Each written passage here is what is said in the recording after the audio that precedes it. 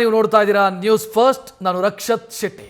ಶಾಸಕ ಸ್ಥಾನಕ್ಕೆ ಶಿವಾನಂದ ಪಾಟೀಲ್ ಅವರು ರಾಜೀನಾಮೆಯನ್ನು ಸಲ್ಲಿಸಿದ್ದಾರೆ ಎನ್ನುವಂತ ಅಪ್ಡೇಟ್ ಈಗ ಲಭ್ಯ ಆಗ್ತಾ ಇದೆ.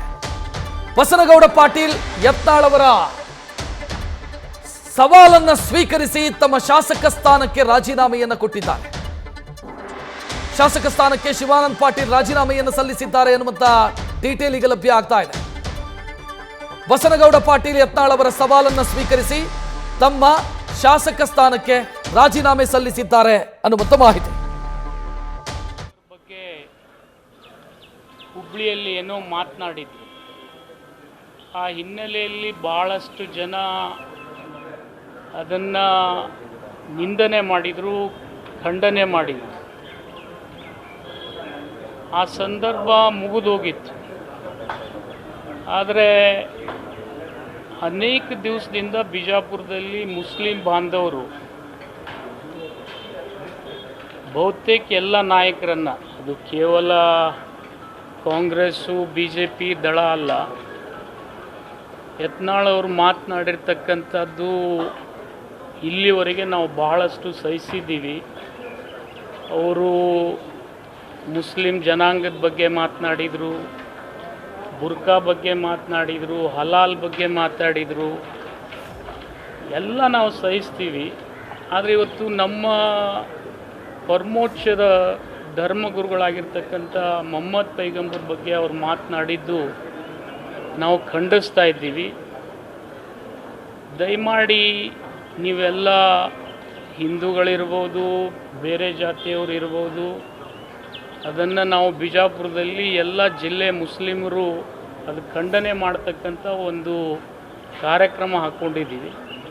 ಅಲ್ಲಿ ಜಿಲ್ಲಾ ಉಸ್ತುವಾರಿ ಮಂತ್ರಿಗಳು ಬರ್ತಾರೆ, ಬಿಜಾಪುರ ಜಿಲ್ಲಾ ಉಸ್ತುವಾರಿ ಮಂತ್ರಿಗಳು, ಮತ್ತು ನೀವೆಲ್ಲ ಶಾಸಕರು, ಗೆದ್ದವರು ಸೋತವರು ಎಲ್ಲರೂ ಬರಬೇಕು ಅಂಥೇಳಿ ವಿನಂತಿ ಮಾಡಿಕೊಂಡಾಗ ನಾನು ಹೋಗಿದ್ದೇನೆ.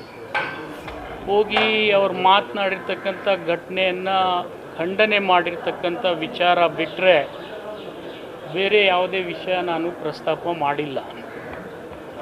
ಆದರೆ ಒಂದು ವಿಚಾರ ನಾನು ಅವರಲ್ಲಿ ಬಿಜಾಪುರದ ಕಾಂಗ್ರೆಸ್ಸಿನ ಅಭ್ಯರ್ಥಿಯಲ್ಲಿ ವಿನಂತಿ ಮಾಡಿಕೊಂಡಿದ್ದೆ.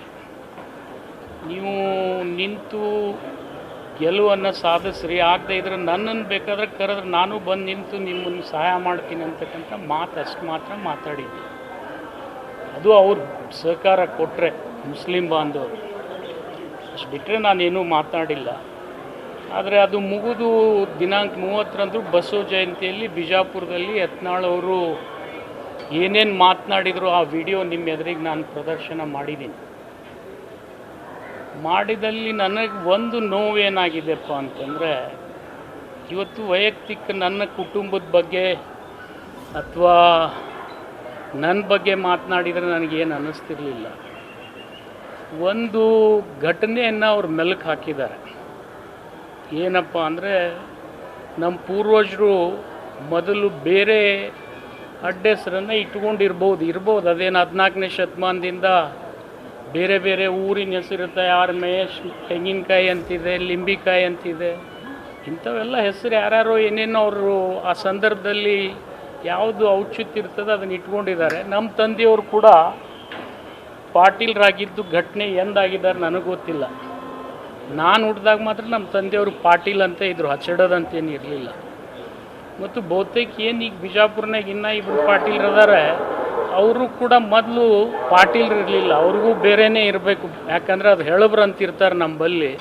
ಅವರಲ್ಲಿ ಇತಿಹಾಸ ಸಿಗ್ತದೆ, 14ನೇ ಶತಮಾನದಿಂದ ನಮ್ಮ ಜನರು ಇತಿಹಾಸ ಇಟ್ಕೊಂಡಿದ್ದಾರೆ ಅವರೆಲ್ಲ. ಅವರಲ್ಲಿ ಯಾರೂ ಕೂಡ ಪಾಟೀಲ್ರಿಲ್ಲ. ಪಾಟೀಲ್ರು ಅಂತಕ್ಕಂಥದ್ದು ಇದೇ 19ನೇ ಶತಮಾನದಲ್ಲಿ ಪ್ರಾರಂಭ ಆಗಿದೆ. ಅದು ಬದಲಾವಣೆ ಮಾಡ್ಕೊಳ್ತಕ್ಕಂಥದ್ದು ಎಲ್ಲರಿಗೂ ವೈಯಕ್ತಿಕ ಅಧಿಕಾರ ಇದೆ, ಕಾನೂನುಬದ್ಧವಾಗಿ ಮಾಡ್ಕೊಂಡಿರ್ತಾರೆ.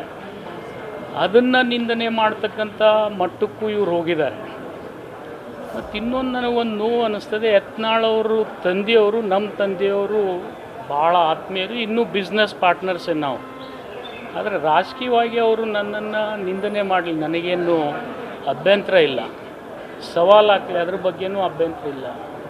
ಆದರೆ ವೈಯಕ್ತಿಕ ತೇಜೋವಧೆ ಮಾಡ್ತಕ್ಕಂಥ ಭಾಷೆ ಏನಿದೆ ಅದನ್ನು ಇವತ್ತು ನಾನು ಖಂಡಿಸ್ತೀನಿ. ಯಾಕೆಂದರೆ ಮೀಡಿಯಾದವ್ರು ನೀವು ಅವ್ರು ಎಷ್ಟೇ ಅನುಚಿತವಾಗಿ ಮಾತನಾಡಿದರೂ ಕೂಡ ಆ ಶಬ್ದಗಳನ್ನು ಜನಸಾಮಾನ್ಯರು ಸಹಿಸದೇ ಇರತಕ್ಕಂಥ ಮಾತುಗಳನ್ನು ಪದೇ ಪದೇ ಪದೇ ಪದೇ ಆಡ್ತಾ ಇರ್ತಾರೆ. ಅದು ಯಾವುದೇ ರಾಜಕೀಯ ವ್ಯಕ್ತಿಗಳಿಗೆ ಸೂಕ್ತ ಅಲ್ಲ ಅಂಥೇಳಿ ನಾನು ಭಾವಿಸ್ತೀನಿ. ಜೊತೆಗೆ ಅವರು ಒಂದು ಸವಾಲು ಹಾಕಿದರು, ನೀವು ಸ್ಪೀಕರ್ಗೆ ರಾಜೀನಾಮೆ ಕೊಟ್ಟು ನನ್ನ ವಿರುದ್ಧ ಸ್ಪರ್ಧೆ ಮಾಡಿ ಗೆದ್ದರೆ ನಾನು ರಾಜಕೀಯ ಬಿಡ್ತೀನಿ, ಇಲ್ಲದೇ ಇದ್ದರೆ ನೀವು ರಾಜಕೀಯ ಬಿಡ್ರಿ ಇಬ್ಬರು ಅಂಥೇಳಿ ಹೇಳಿದ್ದಾರೆ. ಆ ಹಿನ್ನೆಲೆಯಲ್ಲಿ ಇವತ್ತು ನಾನು ಬಸವನ ಬಾಗೇವಾಡಿ ಕ್ಷೇತ್ರಕ್ಕೆ ರಾಜೀನಾಮೆಯನ್ನು ಸ್ಪೀಕರ್ಗೆ ಸಲ್ಲಿಸಿದ್ದೀನಿ. ಬಟ್ಟು ಪಾಟೀಲ್ ಅಂತಕ್ಕಂಥ ಸರ್ನೇಮ್ ಬಗ್ಗೆ ನಾನು ಹುಟ್ಟಿದಾಗೆ ನಮ್ಮ ಅಪ್ಪ ಪಾಟೀಲ್ರಿದ್ದರು. ಮತ್ತಿನ್ನು ಅವ್ರು ಯಾವ ರೀತಿಯಿಂದ ಇದನ್ನು ಈ ಹಚ್ಚಡದ ಅಂತಕ್ಕಂಥ ವಿಷಯ 1999ರಲ್ಲಿ ನಾನು ಇನ್ನೊಬ್ರಿಗೆ ಸೋಲಿಸಿದ್ದೆ. ಅವ್ರು ಇದನ್ನು ಪ್ರಚಾರ ಮಾಡಿ ಪ್ರಯತ್ನ ಮಾಡಿದ್ರು ಏನೇನೋ, ಆದರೆ ಅದು ಆಗಲಿಲ್ಲ.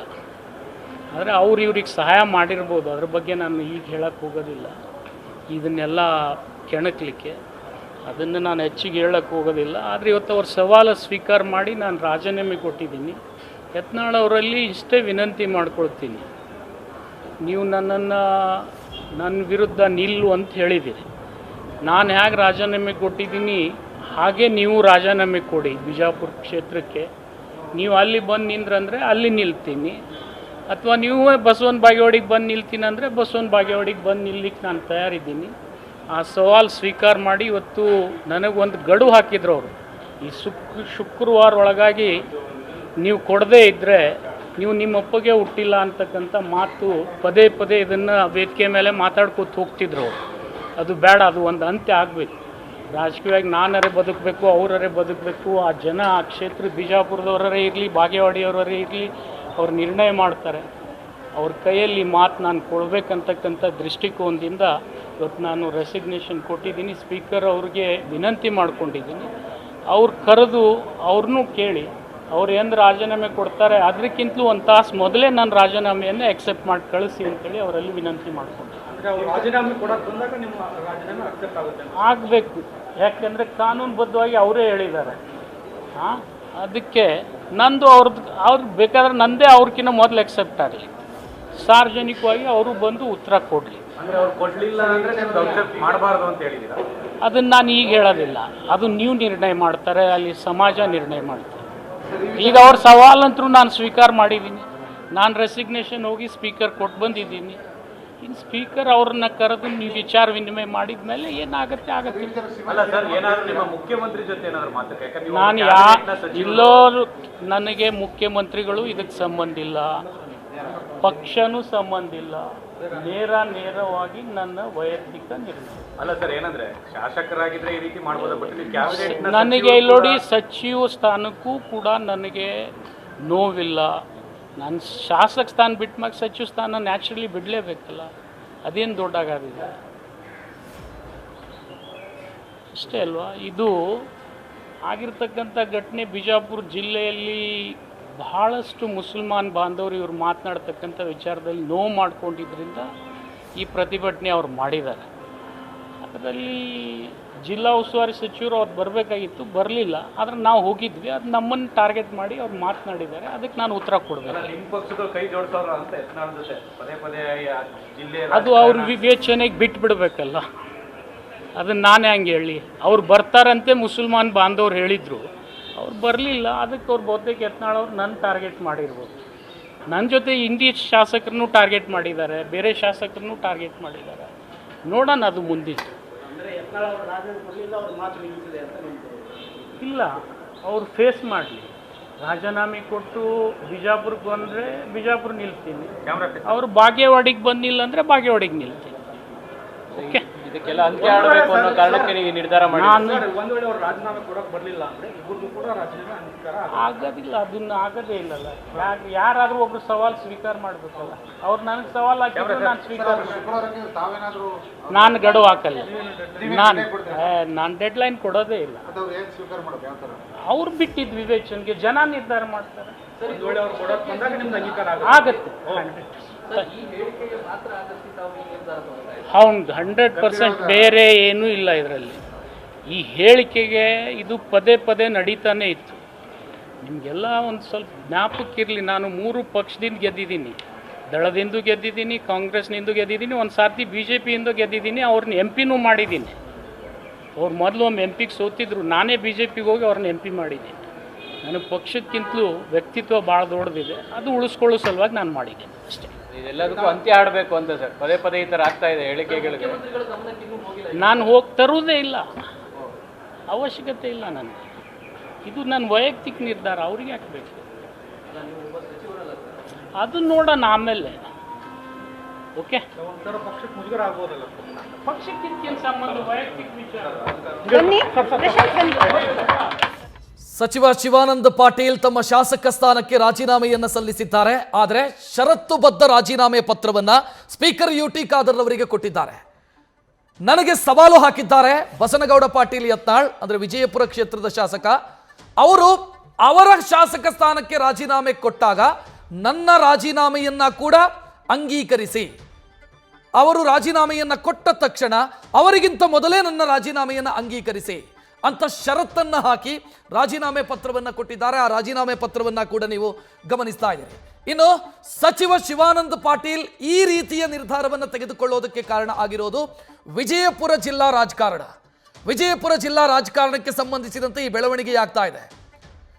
ಬಸನಗೌಡ ಪಾಟೀಲ್ ಯತ್ನಾಳ್ ನನಗೆ ಸವಾಲು ಹಾಕಿದ್ರು, ನನ್ನ ಸರ್ನೇಮ್ ಬಗ್ಗೆ ಮಾತನಾಡಿದ್ರು, ಜೊತೆಗೆ ಮೊಹಮ್ಮದ್ ಪೈಗಂಬರ್ ಬಗ್ಗೆಯೂ ಕೂಡ ಅವರು ಈ ಹಿಂದೆ ಮಾತನಾಡಿದ್ದಾರೆ. ಇದೆಲ್ಲವನ್ನ ಕೂಡ ನಾನು ಗಮನಿಸಿದ್ದೀನಿ ಮತ್ತು ನನಗೆ ಹಾಕಿರುವಂಥ ಸವಾಲನ್ನು ನಾನು ಸ್ವೀಕರಿಸಿದ್ದೀನಿ. ಬಸವನ ಬಾಗೇವಾಡಿ ಕ್ಷೇತ್ರದಲ್ಲಿ ಅವರು ಕಂಟೆಸ್ಟ್ ಮಾಡ್ತಾರೆ ಅಂತಾದರೆ ನಾನು ರೆಡಿ ಇದ್ದೀನಿ. ಅವರು ಬಸವನ ಬಾಗೇವಾಡಿಗೆ ಬಂದು ಕಂಟೆಸ್ಟ್ ಮಾಡಲಿ, ನನ್ನ ವಿರುದ್ಧ ಸ್ಪರ್ಧೆ ಮಾಡಲಿ. ಇಲ್ಲ ವಿಜಯಪುರ ನಗರ ಕ್ಷೇತ್ರದಲ್ಲಿ ಸ್ಪರ್ಧೆ ಮಾಡಬೇಕು ಅಂತವರೇನಾದರೂ ಬಯಸಿದರೆ ಅದಕ್ಕೂ ಕೂಡ ನಾನು ರೆಡಿ ಇದ್ದೀನಿ. ವಿಜಯಪುರ ನಗರ ಕ್ಷೇತ್ರದಲ್ಲೂ ಕೂಡ ನಾನು ಸ್ಪರ್ಧೆ ಮಾಡೋದಕ್ಕೆ ರೆಡಿ ಇದ್ದೀನಿ. ನಾನು 3 ಪಕ್ಷದಿಂದ ಗೆದ್ದಿರುವಂಥ ವ್ಯಕ್ತಿ. ನಾನು ಕಾಂಗ್ರೆಸ್ಸಿಂದ ಗೆದ್ದಿದ್ದೀನಿ, JDS ಇಂದ ಗೆದ್ದಿದ್ದೀನಿ, ದಳದಿಂದ ಗೆದ್ದಿದ್ದೀನಿ, ಅದೇ ರೀತಿ BJPಯಿಂದಲೂ ಕೂಡ ಗೆದ್ದಿದ್ದೀನಿ. ನಾನು ತಾಕತ್ತಿದ್ರೆ ನನ್ನ ಸವಾಲನ್ನು ಸ್ವೀಕರಿಸಲಿ ಅಂತ ಸಚಿವ ಶಿವಾನಂದ ಪಾಟೀಲ್ ಸವಾಲು ಹಾಕಿದ್ದಾರೆ. ಇನ್ನು ಸಚಿವ ಸ್ಥಾನದ ವಿಚಾರ ಬಂದಂಥ ಸಂದರ್ಭದಲ್ಲಿ ಸಚಿವ ಸ್ಥಾನಕ್ಕೆ ರಾಜೀನಾಮೆ ಕೊಡಬೇಕು ಅಂತಾದರೆ ಮುಖ್ಯಮಂತ್ರಿಗಳಿಗೆ ರಾಜೀನಾಮೆಯನ್ನು ಸಲ್ಲಿಸಬೇಕಾಗತ್ತೆ. ಅದರ ಬಗ್ಗೆ ಕೇಳಿದಾಗ ಇಲ್ಲ, ನಾನು ಮುಖ್ಯಮಂತ್ರಿ ಜೊತೆಗೆ ಮಾತನಾಡೋದೇ ಇಲ್ಲ, ಈ ವಿಚಾರ ಇದು ನನ್ನ ವೈಯಕ್ತಿಕ ವಿಚಾರ, ಇದು ವೈಯಕ್ತಿಕ ಸವಾಲಿನ ವಿಚಾರ, ಇದು ನಾನು CM ಹತ್ರ ಮಾತನಾಡೋದೇ ಇಲ್ಲ, CM ಗಮನಕ್ಕೆ ತರೋದೇ ಇಲ್ಲ. ಇದನ್ನ ಶಾಸಕ ಸ್ಥಾನಕ್ಕೆ ರಾಜೀನಾಮೆ ಕೊಟ್ಟಿದ್ದೀನಿ, ಯತ್ನಾಳೂ ಕೂಡ ರಾಜೀನಾಮೆ ಕೊಡಲಿ, ನಾನು ವಿಜಯಪುರದಲ್ಲಾದರೂ ಸ್ಪರ್ಧೆ ಮಾಡೋದಕ್ಕೆ ರೆಡಿ ಇದ್ದೀನಿ. ಅಥವಾ ಅವರು ಶಾಸಕರಾಗಿರುವಂಥ ಬಸವನ ಬಾಗೇವಾಡಿ, ಅಂದರೆ ಶಿವಾನಂದ ಪಾಟೀಲ್ ಬಸವನ ಬಾಗೇವಾಡಿ MLA, ಅಲ್ಲಿ ಕಂಟೆಸ್ಟ್ ಮಾಡ್ತಾರೆ ಯತ್ನಾಳ್ ಬಂದು ಅಂತಾದರೆ ಅದಕ್ಕೂ ಕೂಡ ನಾನು ರೆಡಿ ಇದ್ದೀನಿ. ಯತ್ನಾಳ್ ಸುಮ್ಮನೆ ನಮ್ಮನ್ನು ಟಾರ್ಗೆಟ್ ಮಾಡ್ತಾ ಇದ್ದಾರೆ. ಇಂಡಿ MLAಯನ್ನ ಕೂಡ ಟಾರ್ಗೆಟ್ ಮಾಡಿದ್ರು, ನನ್ನನ್ನು ಕೂಡ ಟಾರ್ಗೆಟ್ ಮಾಡಿದ್ದಾರೆ. ಇದು ಇಲ್ಲಿಗೆ ಮುಕ್ತಾಯ ಆಗಬೇಕು. ಒಂದೋ ಅವರು ಉಳಿಬೇಕು ರಾಜಕೀಯವಾಗಿ, ಇಲ್ಲ ನಾನು ಉಳಿಬೇಕು ರಾಜಕೀಯವಾಗಿ. ಎರಡರಲ್ಲಿ ಒಂದು ಡಿಸೈಡ್ ಆಗಲಿ ಅಂತ ಸ್ಪೀಕರ್ UT ಖಾದರ್ಗೆ ತಮ್ಮ ರಾಜೀನಾಮೆ ಪತ್ರವನ್ನು ಸಲ್ಲಿಸಿದ್ದಾರೆ. ರಾಜೀನಾಮೆ ಪತ್ರದ ಫೋಟೋವನ್ನು ಕೂಡ ನೀವು ಗಮನಿಸ್ತಾ ಇದ್ದೀರಿ.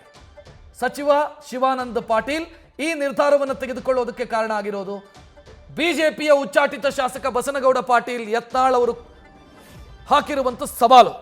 ಶುಕ್ರವಾರದ ಒಳಗೆ ರಾಜೀನಾಮೆ ಕೊಡಿ ಅಂತ ಯತ್ನಾಳ್ ಹೇಳಿದರು. ಇವತ್ತು ಶುಕ್ರವಾರ, ಇವತ್ತೇ UT ಖಾದರ್ ಅವರಿಗೆ, ಅಂದರೆ ಸ್ಪೀಕರ್ UT ಖಾದರ್ ಅವರಿಗೆ ಶಿವಾನಂದ ಪಾಟೀಲ್ ರಾಜೀನಾಮೆಯನ್ನು ಸಲ್ಲಿಸಿದ್ದಾರೆ. ಸ್ಪೀಕರ್ UT ಖಾದರ್ ಅವರಿಗೆ ಶಿವಾನಂದ ಪಾಟೀಲ್, ಸಚಿವ ಶಿವಾನಂದ ಪಾಟೀಲ್ ರಾಜೀನಾಮೆ ಪತ್ರವನ್ನು ಸಲ್ಲಿಸ್ತಾ ಇರುವಂಥ ಫೋಟೋವನ್ನು ಗಮನಿಸ್ತಾ ಇದ್ದೀರಿ. ಶಿವಾನಂದ ಪಾಟೀಲ್ ಷರತ್ತುಬದ್ಧ ರಾಜೀನಾಮೆಯನ್ನು ಕೊಟ್ಟಿದ್ದಾರೆ. ಆ ಷರತ್ತು ಏನು ಅಂತಂದ್ರೆ, ನಾನು ರಾಜೀನಾಮೆಯನ್ನು ಕೊಟ್ಟಿದ್ದೀನಿ, ಆದರೆ ಸದ್ಯಕ್ಕೆ ಅಂಗೀಕರಿಸಬೇಡಿ, ಅದನ್ನು ಅನುಮೋದಿಸಬೇಡಿ. ಯತ್ನಾಳ್ ರಾಜೀನಾಮೆಯನ್ನು ಕೊಟ್ಟಂತ ಸಂದರ್ಭದಲ್ಲಿ ಅವರಿಗಿಂತ 1 ಗಂಟೆ ಮೊದಲೇ ನನ್ನ ರಾಜೀನಾಮೆಯನ್ನು ಬೇಕಾದರೆ ಅಂಗೀಕರಿಸಿ, ಬಟ್ ಯತ್ನಾಳ್ ರಾಜೀನಾಮೆ ಕೊಡಬೇಕು.